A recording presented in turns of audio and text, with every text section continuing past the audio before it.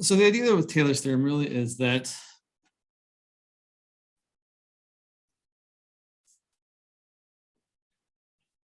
we know how to find certain power series. Some very kind of common examples. We definitely know that the power series for 1 over 1 minus x, I know it's not a very exciting one, is the usual 1 plus x squared plus x cubed, and so on and so on and so on, which is the sum from n equals 0 to infinity of x to the n. Obviously, provided that, thank you, that the absolute value of x is less than 1, right? These are only equal, so this is only equal to this if that's true, right? It definitely isn't true if x is 2 or 5 or -7, right? It doesn't work then, right? Does not work if x is not in the interval of convergence. Just to kind of be very specific about this, if x were 2, this really wouldn't work, right? 1 over 1 minus 2 doesn't equal 1 plus 2 squared plus 2 cubed plus, right? That's totally wrong. So only works, like these Taylor polynomials, these power series, only are equal to their functions on the interval of convergence. That's why we talk about the interval of convergence so much, because that's only where it's valid. Now, I should point out, there are some very esoteric branches of mathematics that actually deal with this kind of situation when you're not in the interval of convergence. And it's kind of out there. Ramanujan, famous mathematician, kind of interesting. Google him, some neat stuff. Google that and the number 1729 and Ramanujan. You'll find some interesting stuff. If you're looking, if you're bored on a Friday night, got nothing better to do, you can do that. Yeah, good times. Anyway, not important for now.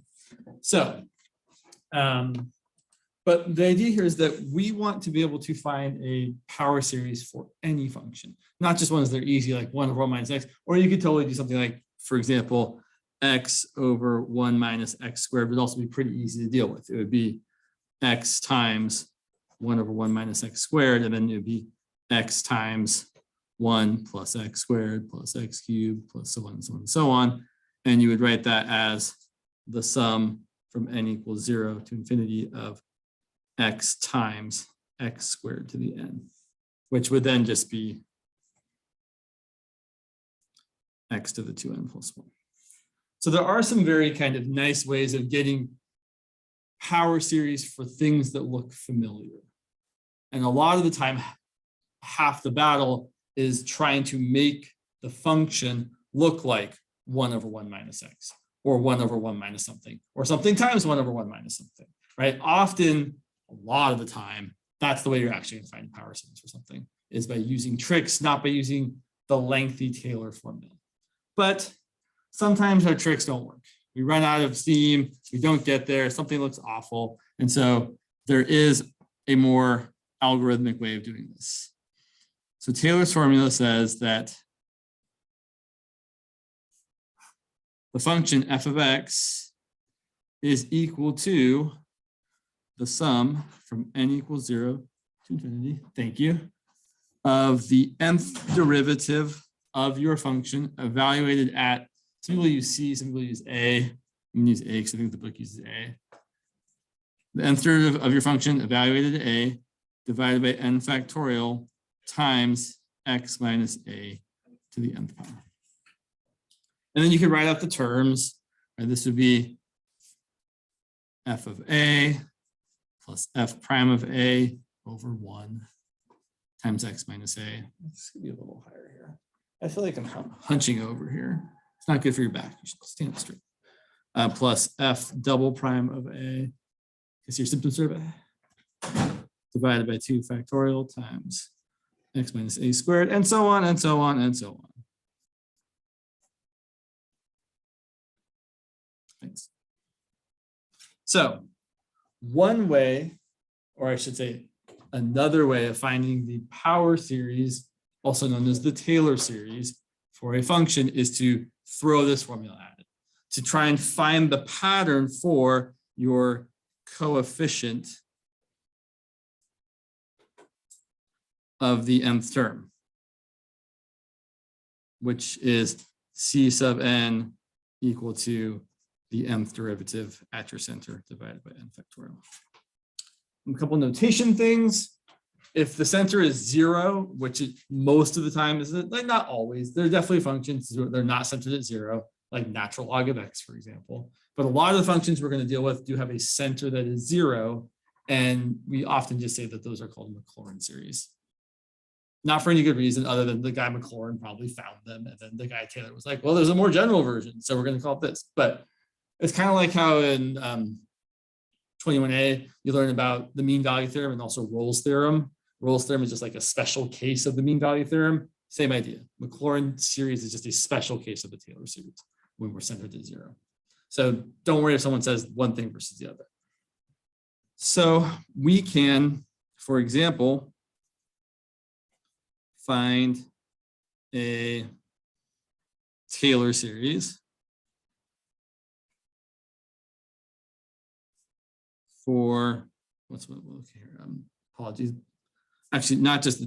So find the first 4 terms of the Taylor series for f of x equal to 1 over x squared, centered at a equal to 2. And so the process here, if there isn't an obvious answer as to what the Taylor, and I have no idea. Like you could maybe try and make that look like 1 over 1 minus something. That's probably not the point, especially if we're not trying to find the formula. If you're just trying to find the first few terms, you probably just want to throw the Taylor's formula at it. So my 0th derivative, right, my function is 1 over x squared, which is probably going to be worthwhile to rewrite that way so that it's easy to differentiate. So when you're going to do this repeated differentiation, you probably want to write things not as fractions, but as like x to a power or something to a power. It's going to be easier. And I like to do all the derivatives at once. So my first derivative is going to be -2 x to the -3rd. My second derivative, so even though I might write 6 times x to the -4th, I really think it's worthwhile to sometimes not simplify things, especially if you're going for the pattern at the end. So I might write this as, okay, I know the negatives are going to cancel, but I might still write it as -3 times -2 times x to the -4th. Even though that's going to be 6 times x to the -4th. And the third derivative, I might find it worthwhile to write it as -4 times -3 times -2 times x to the -5th, which is -24 x to the -5th. And then you can probably even see what the next term is going to be, right? My fourth derivative at x, I'm going to have a 5 times 4 times 3 times 2. It's going to be positive because there's an even number of terms.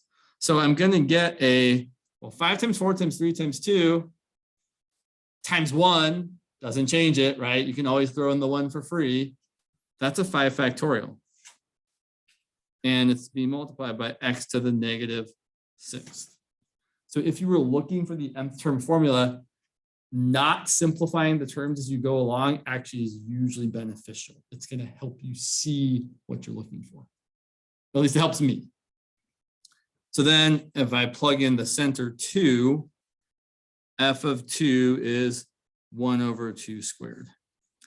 And f prime of 2 is -2 over 2 cubed. And f double prime of 2 is +6 over 2 to the 4th. Again, I'm not simplifying things because I want to see the pattern. F triple prime of 2 is -24 or -4 factorial over 2 to the 5th. And the fourth derivative at 2 is going to be 5 factorial divided by 2 to the 6th. I can probably write out the whole Taylor series here because I've done a good job of letting myself see the pattern. But if I'm just trying to write the first 4 terms, which we would call, sometimes we use this uppercase T or an uppercase P. We would say it's the fourth. That's probably, that notation is probably, I would say the first 4 terms would actually be the 3rd degree Taylor polynomial. So degree and number of terms aren't always the same. Degree is like the power you stop at, or the order is also the power you stop at. So you don't go above that power. So if I said I wanted the 3rd order Taylor series, I'd want to stop at the 3rd power. If I want the first 4 terms, I'm just looking at the number of terms. And I should really have said the first 4. non-zero terms because sometimes some of the terms are zero. So the first four terms are going to be 1/4 plus, now it's not just that, right? It's that divided by n factorial times x minus 2 to the nth power.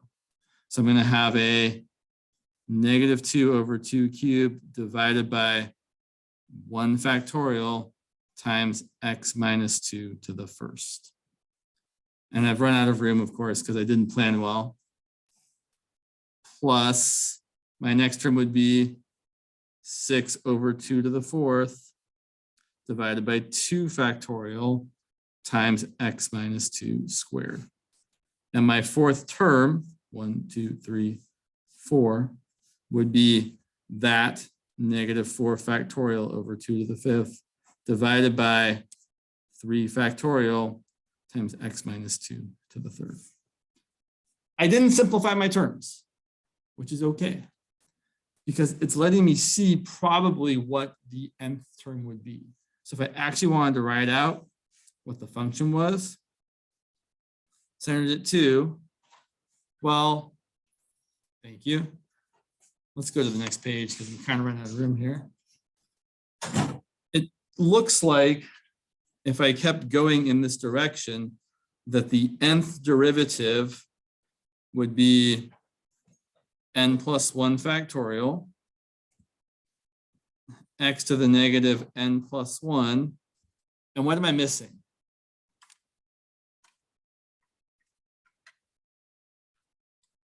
Well, if we look back, I know it's a little jumbled up here, but my sign does alternate every term.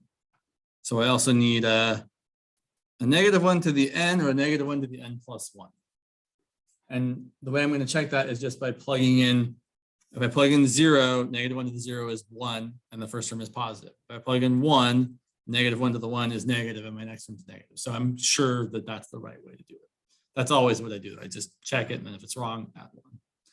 So I could write the actual function 1/x² as equal to the sum from n equals 0 to infinity of my nth derivative at 2 divided by n factorial times x minus 2 to the n.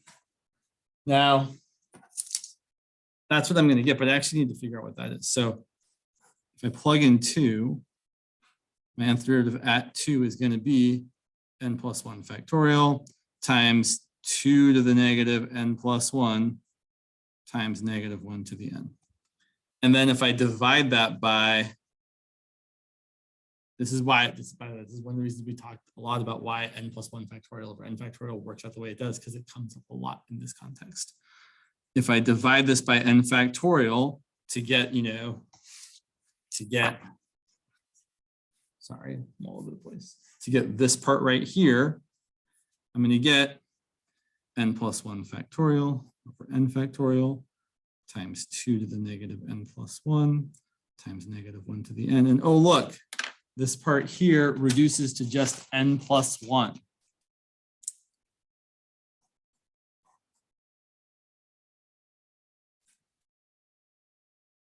So we can rewrite this as the sum from n equals 0 to infinity of n plus 1 times, so instead of writing times 2 to the negative n plus 1, I would probably write divided by 2 to the n plus 1 times -1 to the n times x minus 2 to the nth power.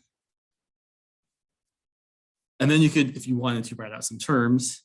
Plugging in 0, we get 1/2 times nothing, which is not the same first term I got, which is concerning to me.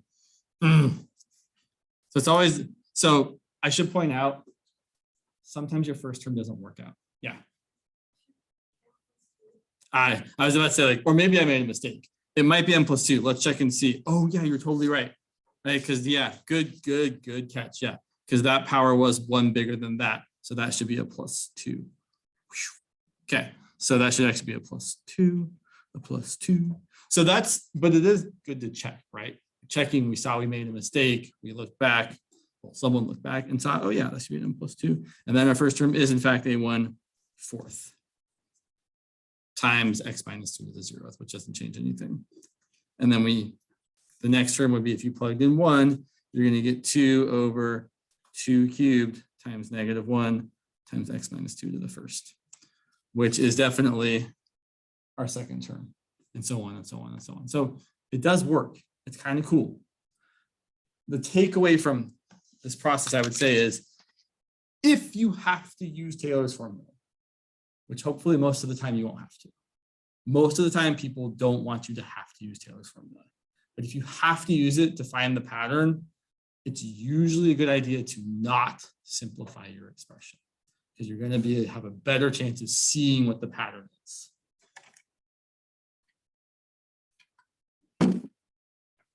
Questions or comments?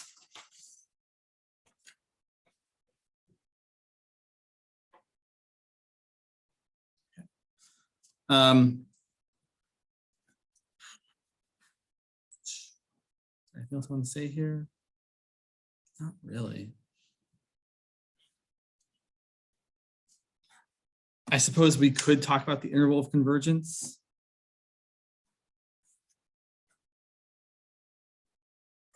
So to find the interval of convergence, you would do the limit as n goes to infinity of, that's kind of gross, absolute value of n plus 2 over 2 to the n plus 3. I'm going to ignore the -1 completely, right? We know it's going to go away. Times x minus 2 to the n, and then we multiply by the, n plus 1. Multiply by the reciprocal, we're going to get 2 to the n plus 2 over n plus 1, and then also a 1 over x minus 2 to the n. By this point, we've done this enough times that we should be very, very confident about what's going to happen. The n plus 2 over n plus 1, we're going to group together. The 2 to the n plus 2 over 2 to the n plus 3 is going to become a 1/2. And the x minus 2 to the n plus 1 over x minus 2 to the n is just going to be an x minus 2. And that's going to end up being x minus 2 over 2. Less than 1. So we have x minus 2 between 2 and -2. So x is between 4 and 0. Now, looking at the function that we're actually talking about I feel like you don't even have to check x equal to 0. It should definitely not converge when x is 0, because if you plug in 0, that's undefined. But you could also check it, right? If you check 0, I'm going to get the sum from n equals 0 to infinity of n plus 1 times -1 to the n times -2 to the n over 2 to the n. I'm going to write 2 to the n plus 2 as 2 to the n times 2 squared to make my life easier. Because then -2, well, in fact, -1 to the n times -2 to the n is just 2 to the n. So this 2 to the n here cancels with that 2 to the n there. And oh, look, I've got something that is extremely divergent, like not even close to converging. So this definitely diverges at x equals 0, which again, if your function that you're finding the Taylor series for is undefined there, it's an extremely good bet that the function or that the series is going to diverge. Like it kind of has to diverge, so you don't really have a choice. But if you're being asked to check the endpoints, you should probably still show the work of checking the endpoints. And then if we're going to check x equal to, what's the other one? 4. Checking x equal to 4, if I plug that into the series, the only thing that's going to be different is that instead of that being a -2 to the n, it's going to be a +2 to the n. So I'm going to have the same thing here, except I'm going to be left with the alternatingness. So I'm going to end up with the sum from n equals 0 to infinity of a -1 to the n times n plus 1 over 4, which still diverges, right? Nth term test, that thing doesn't converge to 0. So we would say that the interval of convergence is the interval from 0 to 4 exclusive of any endpoints. That's also the interval where it absolutely converges. There is no conditional convergence. And what's the radius? Show me, or write it in the chat.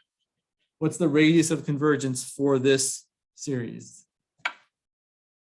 Good. And yeah, good. Yeah, awesome. Yeah, definitely 2, right? 0 different. Yeah, I don't even need to say what. You guys know it's 2. It's 2. There was something I was trying to do here, and now I've lost my mind. Oh yeah, I meant to pin my video. 1 second, sorry. I mean, you don't have to see my face. You can definitely not see my face if you want to, but for those of you that would like to see my face, there it is. Okay. All right.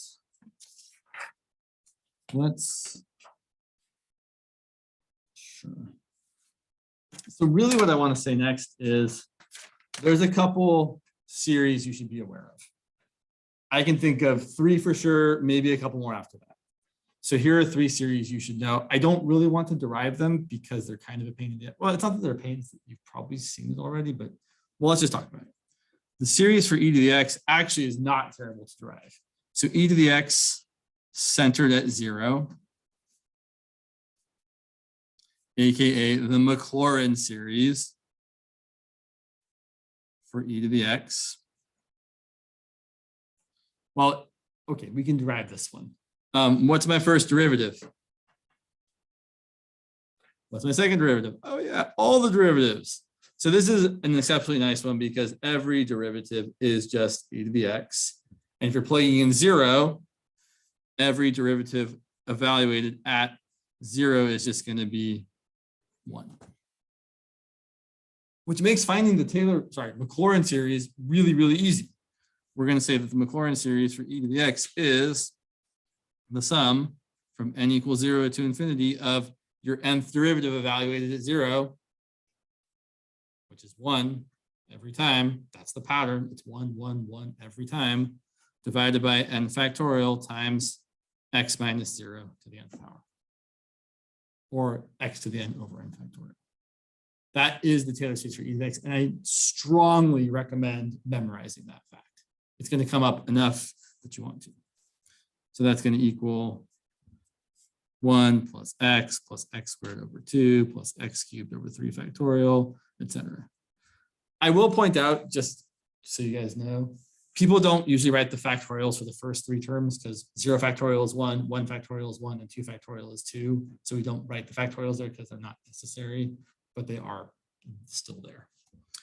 So that's it. That's the Taylor series for e to the x squared. I should say the Taylor series centered at 0, aka the Maclaurin series. And then someone could ask you, what about the Taylor series for e to the x squared centered at 0? I should have said a equal to 0, but people get kind of a little flippant with their terminology there. So this is where you do not want to throw Taylor's formula at it, right? If you start taking derivatives, life is going to be terrible. The first derivative is, okay, the first derivative isn't too bad. It's e to the x squared times 2x. But then the second derivative product rule is e to the x squared times 2x plus e to the x squared times 2. And as you might be able to see, things are going to get progressively worse and worse and worse from there. Now, it might not be so bad because we're going to be plugging in 0, but not every term is going to be a 0. So, yikes. So what we typically do with these things where it looks similar to a known series is we use the rule of substitution, where if I know the series for e to the x, I can replace the x with an x squared. So e to the x being the sum from n equals 0 to infinity of x to the n over n factorial, I'm going to replace my x with whatever I want.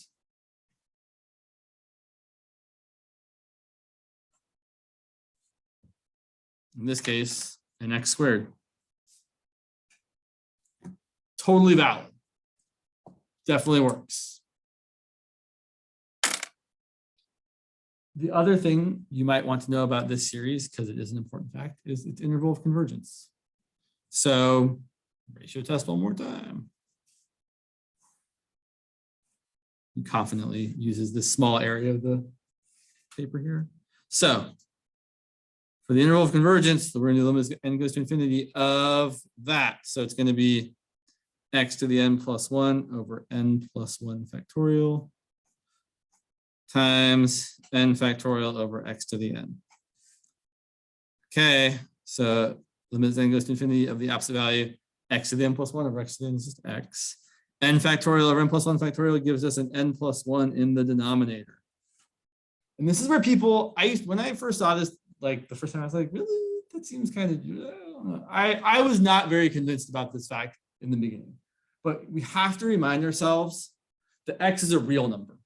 It could be any real number. It could be 5 billion. It could be -7, right? It could really be anything, but it has to be a real number, meaning X isn't infinity. X can be as large as you want. It can be any big number, but you have to pick a number for X. Okay, so I picked a number. I picked 7 billion. And then N's going to go to infinity. So this really large number divided by something that's getting infinitely large, that limit's 0. I know it feels wrong. Yeah.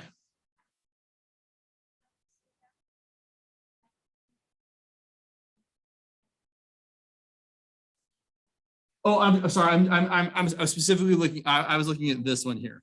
Yeah. But we could do the same work for the other one, and we would end up getting the same result. But yeah. Fair point. Yes, we're looking at the interval of convergence for e to the x, not e to the x squared. But everyone else is cool with this, even though it seems a little weird. So 0 is pretty sure it's always less than 1, like all the time, no matter what. So if the limit's 0, no matter what x is, that means the series converges no matter what x is. So e to the x equal to the sum of x to the n over n factorial converges absolutely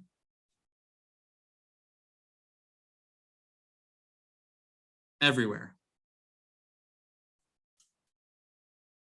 which is kind of great, right? That means it is perfectly legit to say that e to the x equals 1 plus x squared over 2 plus x equal to 3 factorial, and so on, for any value of x.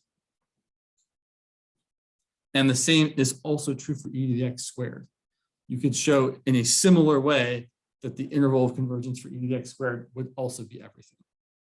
And so if the interval is everything, what's the radius? Yeah, the radius is infinity. So if the interval is everything, the radius is infinity.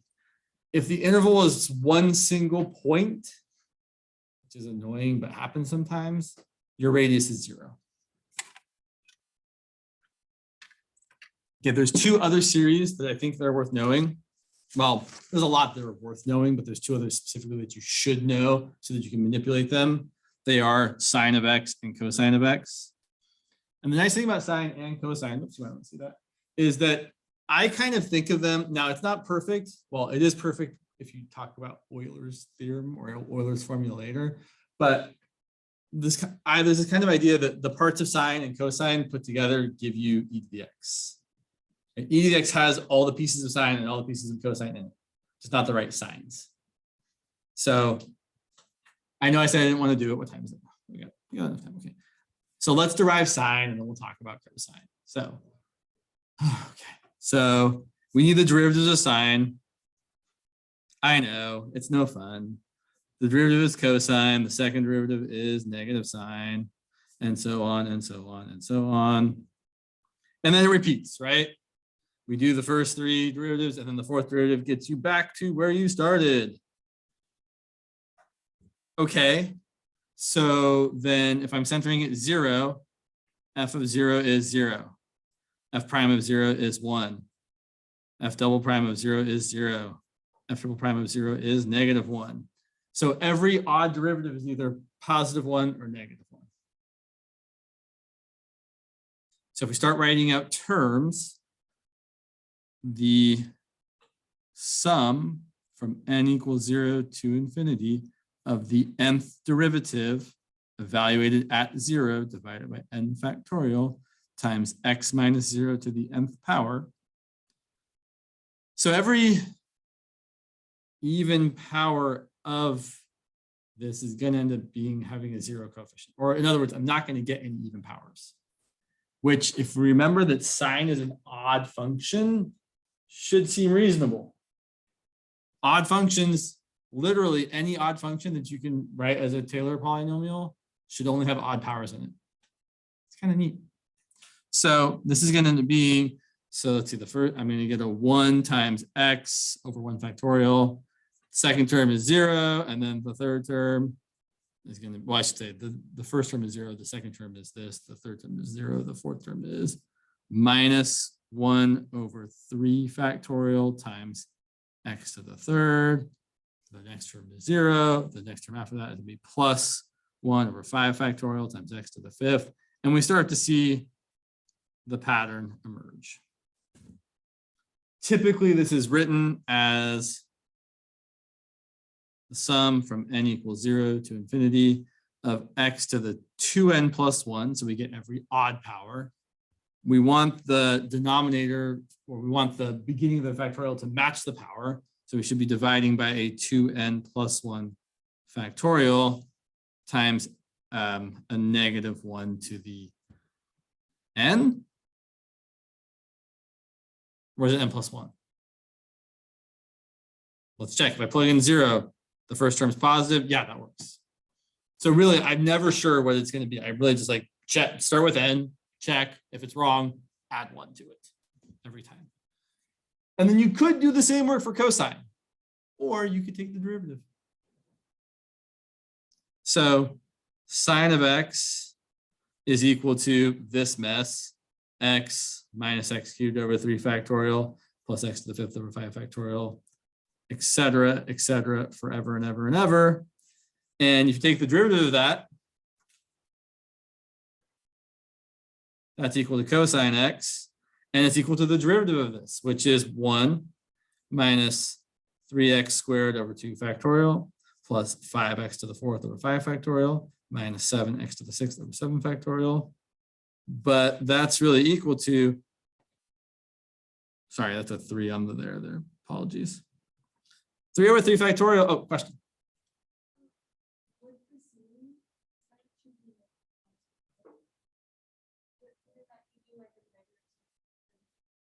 No, because I'm starting where?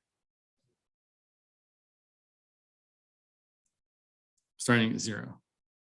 And -1 in parentheses to the 0th power is +1. Any number to the 0th, any non-zero number to the 0th power is always equal to +1. Well, if I express it this way, now you could totally re-index this if you wanted to.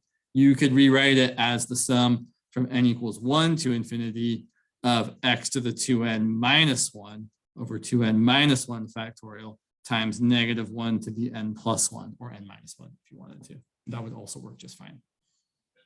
You're welcome. Yeah. 3 over 3 factorial, the 3's cancel and you're left with the 2 factorial on the bottom.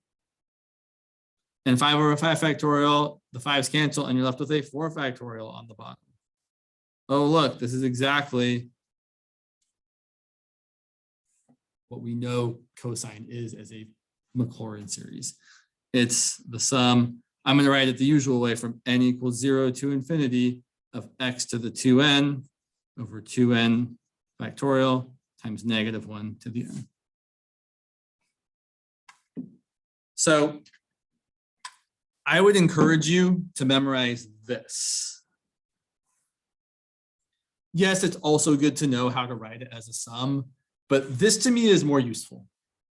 Similarly, I would memorize that cosine of x is equal to this. Reminding myself, hey, sine's an odd function, you get all the odd powers. Cosine's an even function, you get all the even powers. And then if you happen to smash them together, meaning if you added them together but made all the signs positive, you would get e to the x. Which is kind of cool, right? So e to the x kind of, and again, it's not perfect. There is a way to make it perfect, but I don't want to talk about that today because it's not important for your test. But e to the x essentially has all the pieces of sine and cosine. It's just that all the terms have to be positive. Sorry, you can't see it all. What I'm pointing to up there. There's e to the x. All the terms are positive. All the terms of sine, all the terms of cosine, put them together. So let's see, was there anything else really important I felt like I needed to say before we go on? Oh, I should probably point out that you could also show that both sine and cosine have a radius of convergence of infinity. We just did it for e to the x. I would encourage all of you to do that at some point. Just take the limit using the ratio test and show that that limit is equal to 0 all the time, meaning that you get convergence everywhere. But I think we did it once. You should do it on your own. Yeah. So let's go ahead and those are most of the things I want to say about it. Yeah. Question. I'm a little confused like when we started this with the Sine of X. And like the formula was like f and 0. Right. The nth derivative of f evaluated is 0.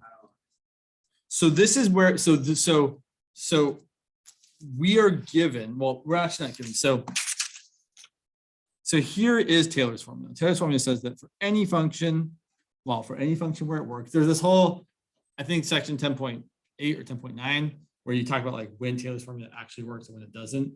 Most people don't really get too involved in that, but if you do, let me know. But most of the time we're just like, Taylor's formula works. Yeah, there's some stupid functions where it doesn't work. We're not gonna worry about those.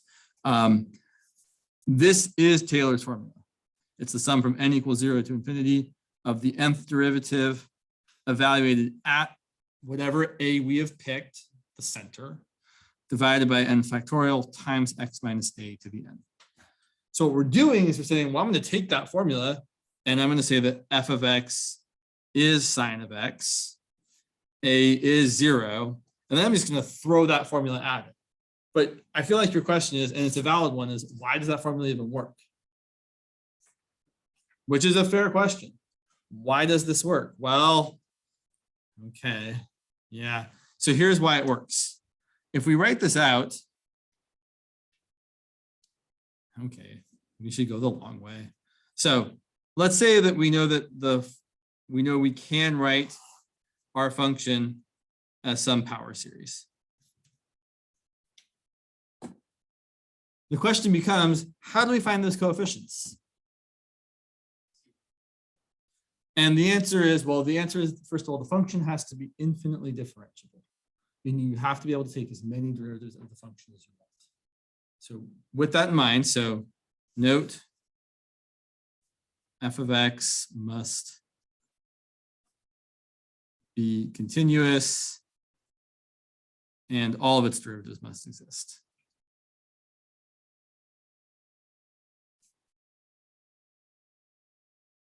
Okay, so here's what we're going to do. We're going to write this out. F of x equals, oh, and I'm sorry, this should really be an x minus a to the n because we're centering it at some a, not necessarily 0. Sorry, it's terrible. So if I start writing this out, I'm going to get c sub 0 times x minus a to the 0 plus c sub 1 times x minus a to the first plus c sub 2 times x minus a squared, and so on and so on and so on for eternity. Okay, so I want to find these coefficients. That's what I want to know, right? That's what's right. That's what I'm saying. This is. I keep pointing at things you can't see. I need like some tape here, and then yeah, but it probably wouldn't work. So, how am I going to find c sub 0? Well, what if I plugged in a? You can c sub 0 plus 0. Plus 0, plus 0. All those other things are 0 when I plug in the center. And that's typical of plugging in the center. Almost everything is 0. So hey, look, c sub 0 is f of a. To find c sub 1, let's take the first derivative. What's the derivative of a constant? 0. What's the derivative of c sub 1 times x minus a? It's just c sub 1. What's the derivative of c sub 2 times x minus a squared? It's c sub 2 times x minus a to the first. And the derivative of that is c sub 3 times x minus a to the second. Plus other terms that all have x minus a's in them. And when I plug in a, everything that isn't this first term is 0.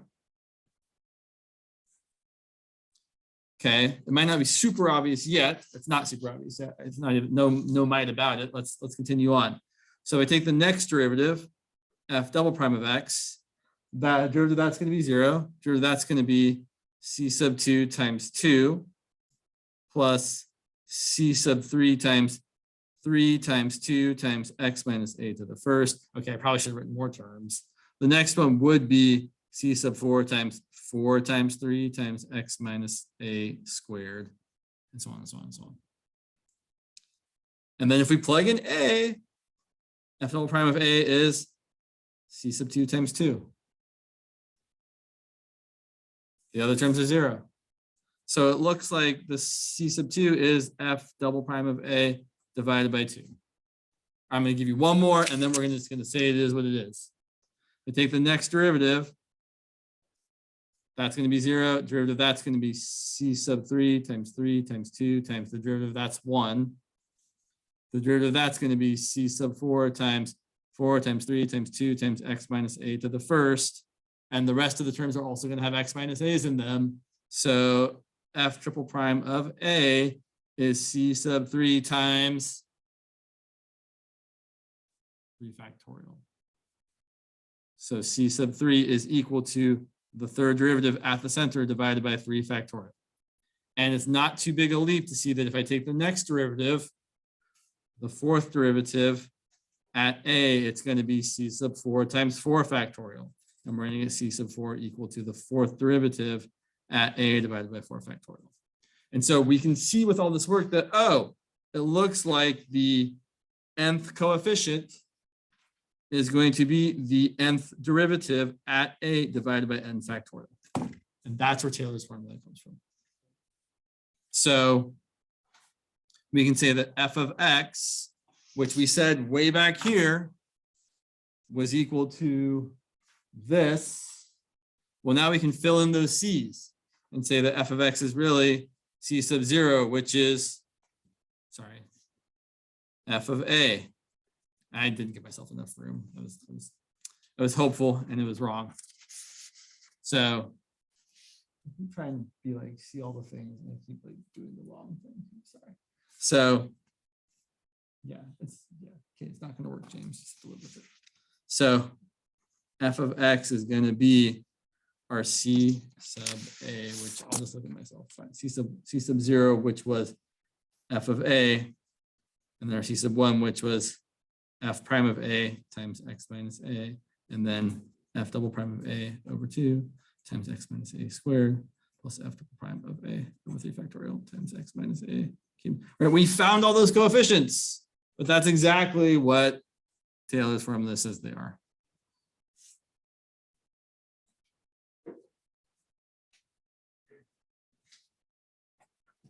So that is why we are doing what we're doing, because there's this formula that says, oh yeah, this works.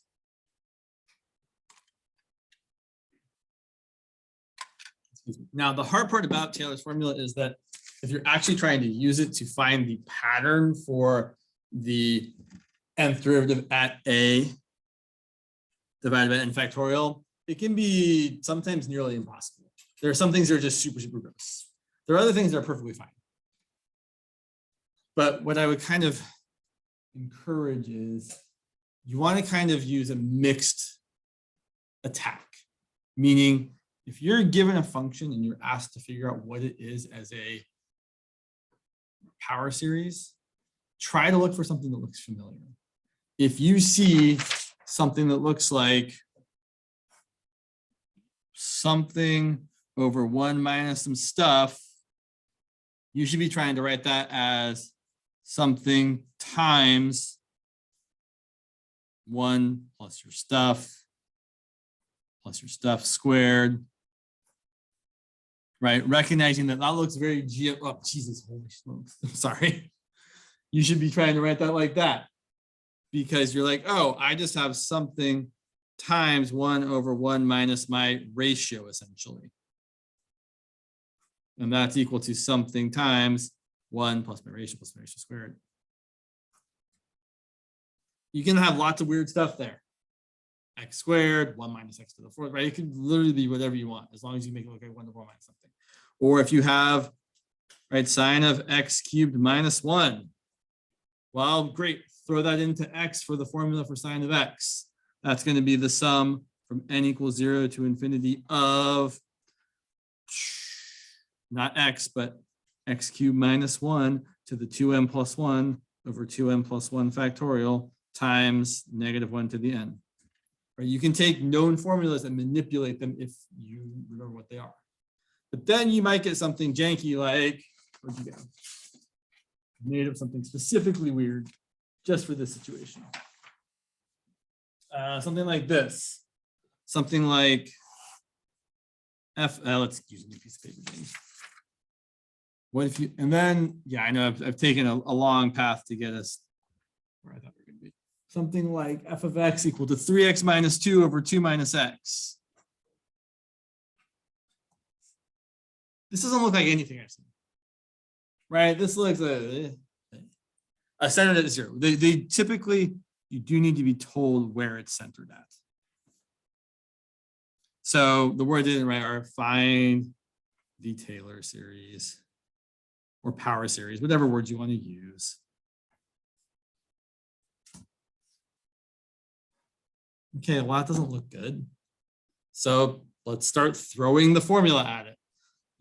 If I'm going to actually use the Taylor series formula, I'm going to take a bunch of derivatives first before I start plugging in centers. Meaning I'm going to take the first, oh man, this is terrible. So bottom times the derivative of the top minus the top times the derivative of the bottom, all of the bottom squared.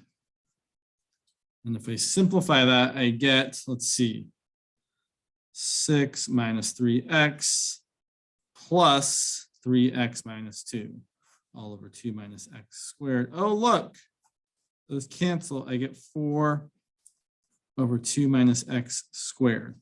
Or definitely in our interest to write this as 4 times 2 minus x to the negative second. It's definitely what you want to do if you're going to take repeated derivatives. Now, at least taking the rest of the derivatives isn't going to suck so bad, right? The next derivative is going to be, I wouldn't say -8. I know it's -8. I would really stress write it as 4 times -2 times 2 minus x to the -3 times -1. At this point, I would make an observation. I know that when I take the derivative, I'm going to bring down the negative power, but I'm also going to use a chain rule and multiply by a -1. Those negatives are going to cancel each other out. So that I can say that this is really 4 times 2 minus x to the -3. The next derivative, that 4 is just kind of like out in front, doing nothing, being its own thing. It's going to be 4 times, the 3 is going to come down and have a 3 times 2 minus x to the -4th. What happened to the negative, you say? Oh, it got multiplied by the -1 that we got from the chain. I didn't write it because I know I have to write a lot of stuff here, so I don't want to write those every time. The next derivative is going to be 4 times 3 times 2 minus x to the -5th. And I think at this point, we're probably on the precipice of seeing what the pattern is. You can probably see it at this point. That if I take the nth derivative, it's going to be 4 times 4 matches with 4, so n factorial times 2 minus x to the -n+1. And then, so I should point out, this might not work for the first couple terms. Sometimes when you start off with something bizarre like this, the first term or two are you kind of have to just adjust for. No, I thought you were like, so let's go ahead and plug in our center 0. So f of 0 is going to be -2 over 2, so -1. And f prime of 0 is going to be 4 times 2. So I would probably write this as 4 over 2 squared, just to kind of see the eventual pattern. And f double prime of 0 is looking like 4 times 2 factorial over 2 cubed. And f triple prime of 0 is looking like 4 times 3 factorial over 2 to the 4th. And it looks like the nth derivative at 0 is 4 times n factorial over 2 to the n+1. And then I might ask myself, does that work for the first term? Is that first term equal to 4 times 0 factorial over 2? It sure doesn't look like it's going to work. So close. over 2 to the first. Nope, nope. I'm out of luck. I was trying to see if the pattern worked for all the terms, right? So it was 4 times 0 factorial over 2 to the 0 plus 1, but it's not. That's okay. It doesn't have to work for all the terms. So what we're going to do, if we're trying to write this as a Taylor series, is we're going to say, okay, f of x, which is 3x minus 2 over 2 minus x, is going to equal, we're just going to put the first term out in front. -1 plus, and then we'll write the rest of the terms as a summation. The sum from n equals 1 to infinity. I always get to this point a little ahead of when I should, really, because I didn't actually find my coefficient. I should divide this by n factorial. So my coefficient, c sub n, is going to be fn at 0 divided by n factorial, which is just going to be 4 over 2 to the n plus 1. Right, the n factorial is canceled, which is great. So this is going to be 4 over 2 to the n plus 1 times x minus 2 to the n.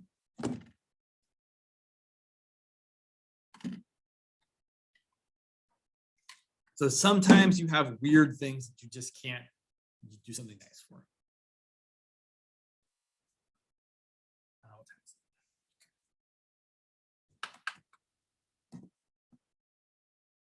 Yeah. Yeah, so this -1 is essentially the 0th term, the n equals 0 term. But I couldn't, there's no way to put that into the summation and get a formula that works for every term. So if like the first 1 or 2 terms don't conform to the formula you have for your nth term, we just put those out in front and chop them off from the formula. Yeah, and there's definitely was a homework problem kind of like this that had like a 5 or something, and it was similar-ish, or maybe not 5 for everybody because everyone's homework is different. But okay. Oh yeah. All right, so let's go ahead and address questions on the practice exam from Tabernacle, which I've hidden from myself somewhere over here. Oh, there it is right there. And the questions that someone specifically asked me to look at were, I think, 4. It was 4. Oh, 4B. Okay, 4B is not too bad. Let's take a look at 4B real quick. So here's 4B. The question says, prove the limit as n goes to infinity of cosine of n over n squared is equal to 0. And so when I see the words prove, it means like I have to be a little more precise. I don't think this means use like a delta epsilon proof. That would be bonkers in this class. That's not what this means. So don't worry, the delta epsilon shouldn't be in play. But often that's what prove a limit meant back in 21A.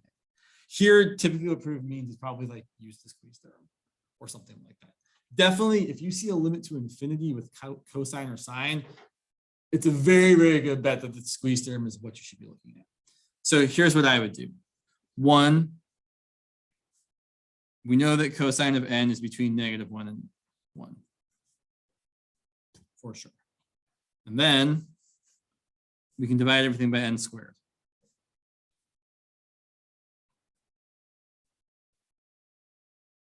Now, to be precise, I would encourage you to show both limits.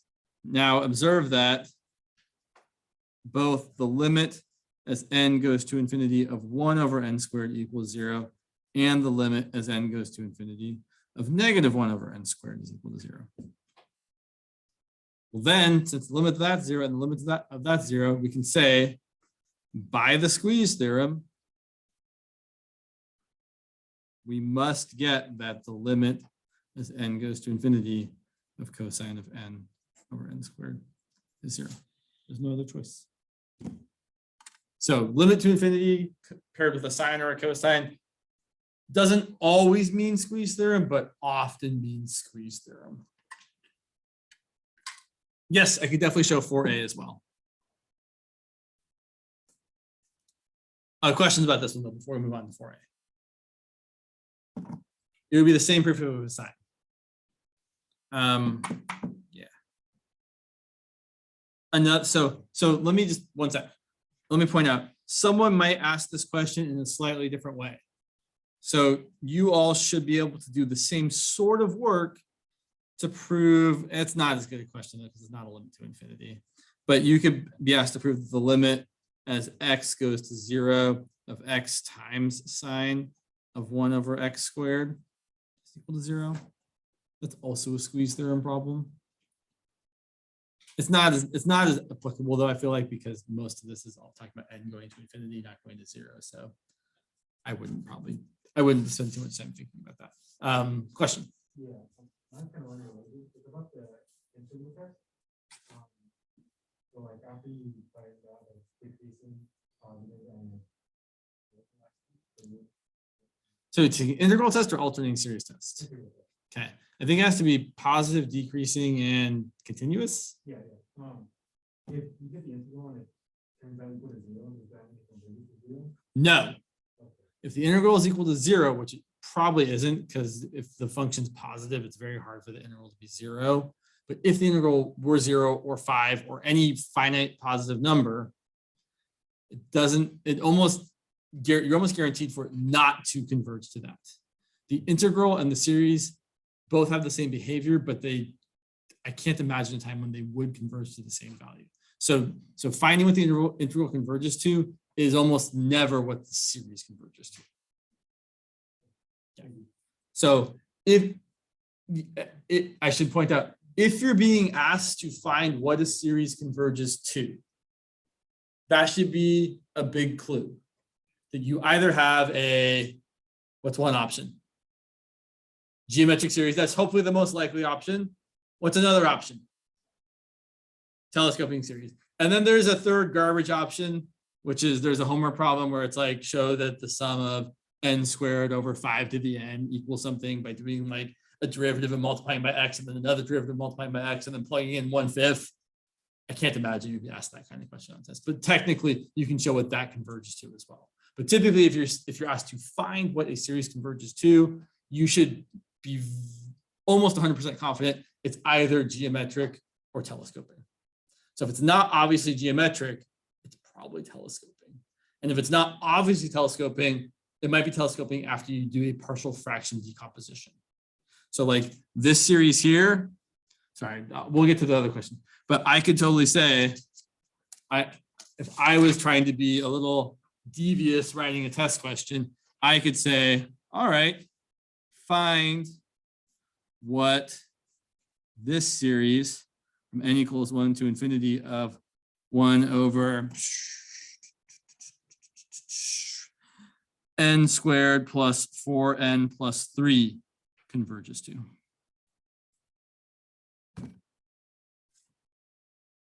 I'm 100% positive it converges, right? You could show it converges by doing a limit comparison with 1 over n squared. But to find what it converges to, you'd have to do the partial fraction decomposition. I don't want to do this right now, it's not the point, but you all should be able to figure out what that converges to.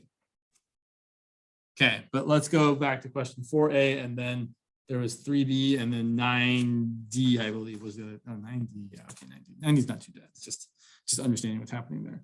So 4a was to prove that the limit as n goes to infinity of 1 plus x over n to the n is equal to e to the x. And I think we've done this before, but it is good to revisit this. So if you see a limit like this, you should be thinking I probably have to do this e to the natural log thing, which you do. So we're going to take the limit as n goes to infinity of 1 plus x over n to the n. And you should, when you do this problem, try to ignore the x as much as possible. Right? The x is like 5. Pretend it's 5, right? It's just a constant. It's not going to do anything special. It's just sitting there not doing anything special. I feel like there's a joke to be made there, but okay. So I forgot to write the e to the natural log, but I guess I can slip it in there. E to the natural log of 1 plus x over n to the n.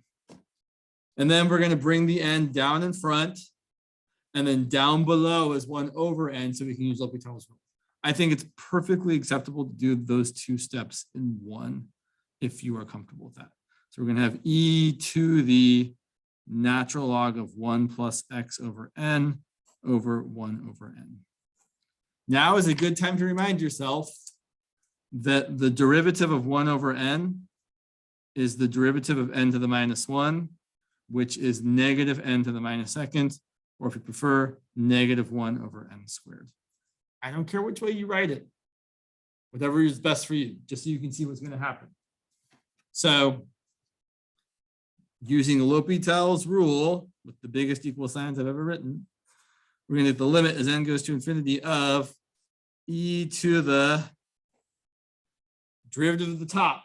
So the derivative of the natural log of some stuff is 1 over the stuff times the derivative of the stuff. And the derivative of 1 over n is negative 1 over x squared. The derivative of x over n is negative x over n squared. Right, the constant just hangs out, sticks around, sitting there, doesn't do anything except multiplies. And then the derivative of 1 over n is negative 1 over n squared. And the negative 1 over n squared cancel each other out. And we're left with the limit as n goes to infinity of e to the power of 1 over 1 plus x over n times the leftover x. As n goes to infinity, x over n is going to go to 0. And so we're left with e to the 1 over 1 plus 0 times x, which is just e to the x. And that's how you do that. And if you ever have to show a limit like this is true, where you basically, if you see something exponential, right, you see something to the nth power, or a weirder power than n, you probably have to do this e to the natural log thing, and you're probably going to end up hitting L'Hopital's rule at some point. You should mentally verify that you can actually use L'Hopital's rule here. You can, because the top is going to 0 and the bottom is also going to 0, but you should check that when before you actually use L'Hopital's rule. Okay, let's look at 3b and then we'll look at 9. I don't actually know what 3b is. Let's take a look at 3b before we look at 3b. 3b. Oh, it's kind of the same question, but different. So 3b, the question is, does this converge or diverge? And the sequence is n over n plus 1 to the n, which is always a pain in the butt, because you're like, it kind of looks like 1 plus 1 over n to the n, but not exactly. There's a couple ways you can rewrite this to make it easier. One way to rewrite this would be to rewrite it as n plus 1 over n to the minus n. Right? I flipped it and changed the sign of the power. Totally cool. And then you can rewrite this as 1 plus 1 over n to the n to the minus 1. And then we can all say that that's going to converge to, I'll leave that for a moment. Or you can write it like this: 1 over n plus 1 over n to the n. I flipped it and then flipped it again. And then that's going to be 1 over 1 plus 1 over n to the n, which is going to go to e to the negative 1 or 1 over the same thing. So either way you write it, this converges to e to the negative 1 or 1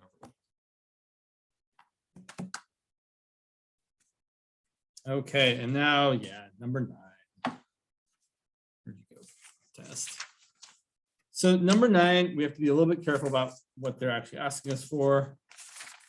So, okay, so number 9, let's just get a new piece of paper here. And even though the person only asked for 9D, let's talk about the rest of the problem real quick because it's not too bad. So 9A, give the definition of a Taylor series generated by f of x at x equal to a. We just talked about that. It's going to be f of x equal to, here's that formula once again. I assume this means you have to memorize it, right? Because if you're being asked this question, I imagine you're not going to be given it. So you probably should make sure you memorize the Taylor formula. It's the nth derivative. You need the little parentheses around the end there. I think someone was telling me that he was like, yes, you need those parentheses for sure. So there's the formula. You could probably also write it out the long way if you wanted to, although I don't really want to, but you could write it out as 1 plus, not 1, geez, come on, James, f of a plus f prime of a times x minus a plus f double prime of a times x minus a squared over 2 plus f prime of a. You could also, if you really, really wanted to, write it out that way. And then, we don't need to do part B. We could do part B, but it's not really related to part C. So let's skip part B for a second.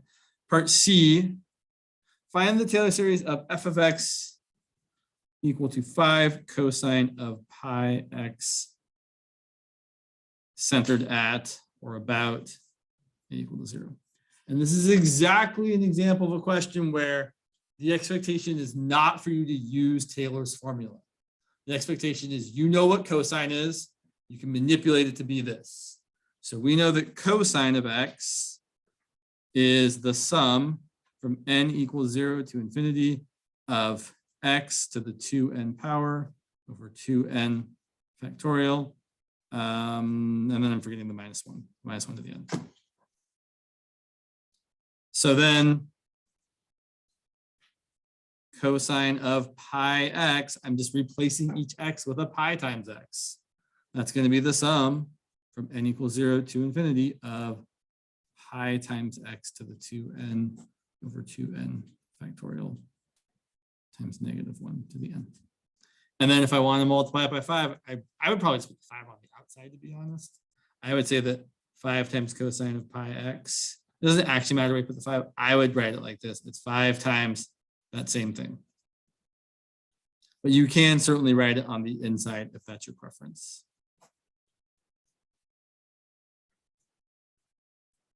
So that's how we would write the Taylor series for 5 cosine of pi x. And you really, really, really shouldn't be doing it any other way. If you're doing it the long way, you're taking too much time to take your test. Right? You have a limited amount of time. I'm sure there's probably too many questions on the test to begin with. So definitely you want to work as efficiently as possible. Take shortcuts where you can. It's not really a shortcut. It's like a, well, yeah, it's a shortcut, but it's an approved shortcut. Take approved shortcuts where you can. So then 9D says, looking at part C above, estimate the error of the Taylor polynomial of order 2 for calculating f of x equal to cosine of pi x at x equal to 0.1. So let's kind of read that backwards to forwards. So I want to calculate f of x equal to 5 cosine of pi x at x equal to 0.1. So I'm trying to calculate, we're trying to estimate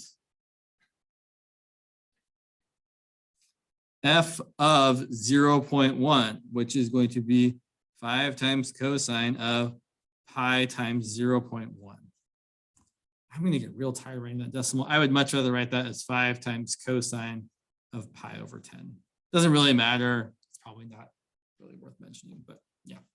So that's what we're trying to do. And we're being asked to do it in a very specific way. Actually, that's not what we're trying to do. We're trying to find what the area is, but it's good to talk, or sorry, the error, not area. We're trying to find what the error is, but it's good to talk about what you're trying to estimate. So they say to use the, estimate the error of the Taylor polynomial of order 2. So if I start writing out my Taylor polynomial, let's see what we get. So plugging in n equals 0, I'm going to get 5 times something to the 0 is 1, 0 factorial is 1, -1 to the 0. Okay, I get 5. Plus, my next term is going to be when I plug in n equals 1.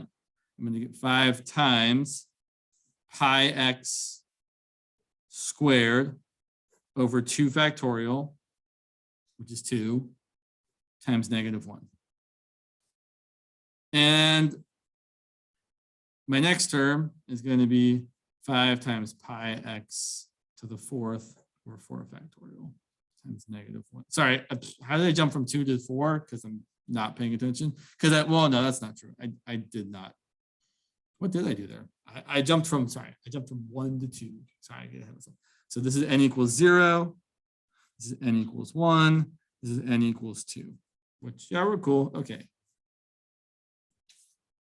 So if we look at this, we've got 5 plus 5/2 times pi x squared times -1 plus 5/4 factorial times pi x to the 4th times -1 squared. I'm even going to write one more term, 5 over, if I plug in 3, I would get 6 factorial times pi x to the 6th times -1 cubed.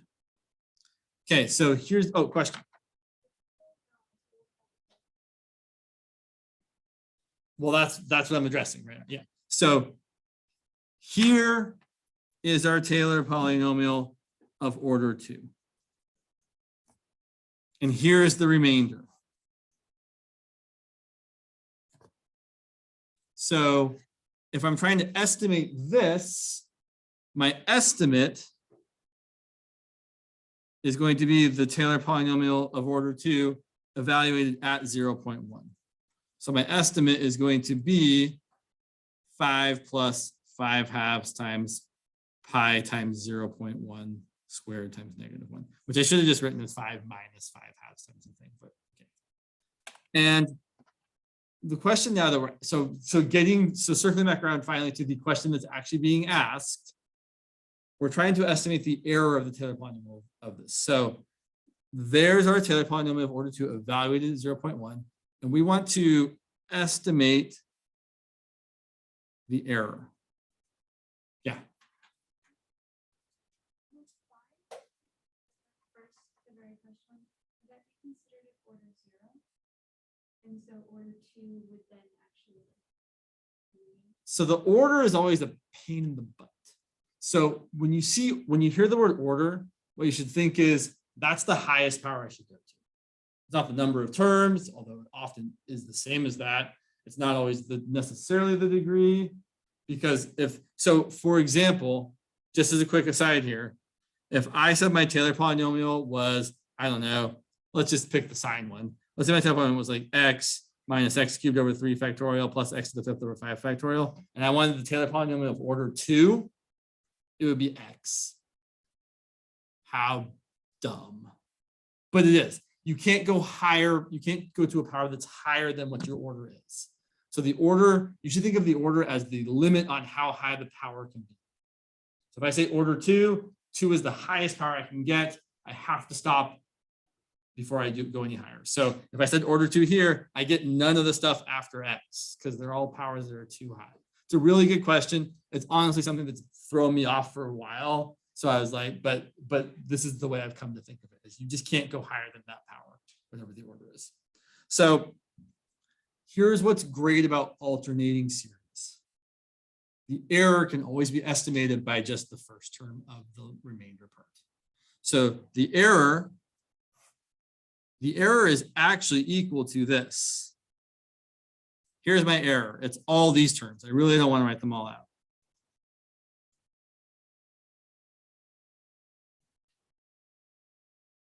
There's the actual error. And here is the estimate of it. So the error is definitely going to be less than or equal to the first term of the error sequence. Or I should say of the remainder sequence. So if you're using this to estimate something and it's alternating, it has to be alternating, then whatever your error is, that first term of it is an estimate for it. So we can say that our error here, our error is less than or equal to that term right there. 5 over 4 factorial times pi times 0.1 to the 4th power. You should take the absolute value of it, but since it's already positive, I can write that. And yeah, it's kind of a little, sorry, there's lots of things over here. It's a little weird, but that's what it is. So if you're ever asked to estimate the error for an alternating series, it has to be alternating. Then however many terms you're using, the first term that you don't use, slap some absolute values around it, that's your error estimate. And that's totally what he did in the notes, right? Like if you look at the solutions which he posted, he's just taking the first however many terms he wants and then says, all right, the next one, that's my error estimate. It doesn't work if it's not alternating. If it's not alternating, you have to do something else. All right, 257. I could say more things, but I don't feel like I need to. If you have, so I'll stick around for a couple minutes. If you have questions you want to ask, or if you want to stay here and ask a question, you're welcome to, but you are free to go. Good luck on your midterm tomorrow. If you have a midterm tomorrow, please fill out the attendance form. For those of you on Zoom, please fill out the attendance form. I'm going to send it again. I will be in drop-in from 3 to 4. And then I guess I'm not particularly available tomorrow. So you're welcome to shoot me an email if you have a question, something comes up. Can I do part B on this one, on problem 9? Sure. Yeah, I can do 9B. But again, so you can stay if you want to stay. You can go if you want to go. You're welcome. But I will bang out 9B here, and then I'll probably be done. So for 9B, I'm trying to find the Taylor polynomial of order 3 generated by f of x equal to 1 over x plus 2 at a equal to 0. So for order 3, I'm just going to go up to the 3rd power at the highest. So I know here's what I know my answer is going to be. The Taylor polynomial of order 3 is going to be the first term plus the second term plus the third term plus the fourth term. That's right. So number of terms is not a good way of saying it because it's not really right. But I know if I want the third if I want order 3, I have to go out until I get to x to the 3rd and nothing after that. So then f of x is x plus 2 to the minus 1. F prime of x is negative x plus 2 to the minus 2nd. F double prime of x. Here, since I'm only getting the first few terms, I would simplify them along the way. I'm going to get 2 times x plus 2 to the negative 3rd. And the third derivative is going to be negative 6 times x plus 2 to the negative 4th. Plugging in 0, f of 0 is 2 to the negative 1st, which is 1/2. F prime of 0 is going to be negative 1 over 2 squared. F double prime of 0 is going to be 2 over, if I plug in 0, I'm going to get 2 to the negative 3rd, which is 2 over 2 cubed. And then the third derivative is going to be negative 6 over 2 to the 4th, which I could simplify as negative 3 over 8. Okay, so then I'm going to toss those into the formula. So the third order Taylor polynomial is going to be f of 0, which is 1/2, plus f prime of 0, which is negative 1/4 times x minus 0 to the 1, plus f double prime, so 1/4 divided by 2 factorial, which is just 2, times x squared, and then plus negative 3 over 8 over 3 factorial times x cubed. And then I would simplify this a little bit and get 1/2 minus 1/4 x plus 1/8 x squared, and negative 3/8 divided by 6, so negative 3/8 divided by 6 is negative 3/8 times 1/6, which is going to be negative 1/16, I believe. He didn't simplify his last fraction as much. That's fine.